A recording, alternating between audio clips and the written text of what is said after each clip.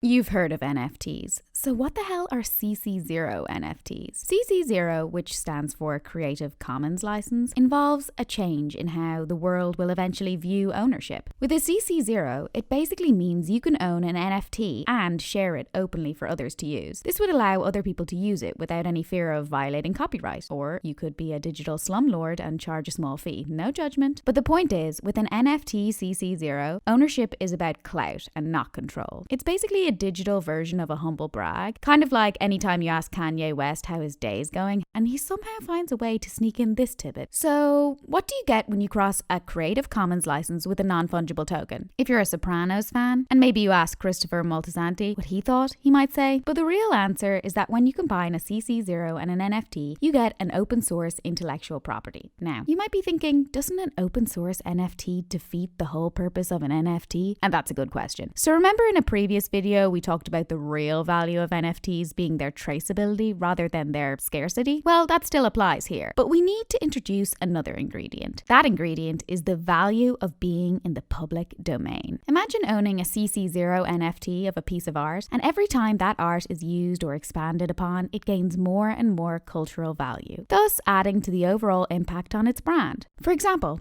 everyone knows the world-famous NFT artist Beeple, who created such nightmare-inducing works such as this, and perhaps most terrifying, this. So Beeple has been using CC0s for years, and he specifically uses them to get his work out there, make a name for himself, and hopefully create art that will give us all nightmares for years to come. In the meantime, the market for NFTs is showing us that people are willing to pay to own something that they don't have full control over. And what makes this so interesting and unique is that this is completely different from how we've defined ownership in our physical world. Say you buy a car to use whenever you want. When you're not using it, it's parked somewhere, likely away from public view. Or you purchase a painting to hang it on your wall. But maybe one day you decide to move it to a different wall, or sell it, or put it in storage, along with your grandmother's ashes and that sick Steven Seagal apron collection she gave you for your 13th birthday. The point is, whatever you do with what you own is your choice. So when it comes to NFT CC0s, it's important to start to imagine ownership not as being about control, but rather about being a value bringer. Brian L. Fry, who's an expert in CC0s, has a lot to say on this topic. He argues that copyrights are a means to an end, and not the end itself, and that we created copyright in the first place because we wanted to encourage the creation and distribution of works of authorship, not because we wanted to enable copyright owners to control the use of the works they own. And he points out that copyrights have never been efficient to begin with. He believes that CC0 NFTs are the solution to this inefficiency. And how does that work? Well, we all understand the value of popularity, right? If you are well known and well liked,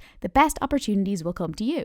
Simple. Kind of like when The Rock shows up to happy hour at Applebee's. Do you think for 1 second he's paying for a single one of his strawberry margaritas with extra lime juice? I don't think so. So a CC0 NFT encourages popularity. Instead of saying, this is mine and only mine, it says, yeah, I own this, and if you want, you can use it and share it as much as you like. A great example of this would be a Motown song. So if other people happen to use your NFT CC0 and it becomes as popular as that Vanilla Ice song, then all of a sudden, that thing you own, well, guess what? It's just become a lot more valuable. And you, in turn, become that much more popular by association. So it seems that all of these subtle shifts in perceptions are what's really driving Web3. It's not just a new system that is being created, but rather an entirely new way of understanding our world. We think CC0 NFTs are a fascinating topic to explore with a tremendous amount of potential. But what do you think? We'd love to hear your thoughts on this. What do you perceive as the potential downsides of CC0s? In what cases would they be most valuable? If you are a creator, would you consider adopting this model for your work? Let us know.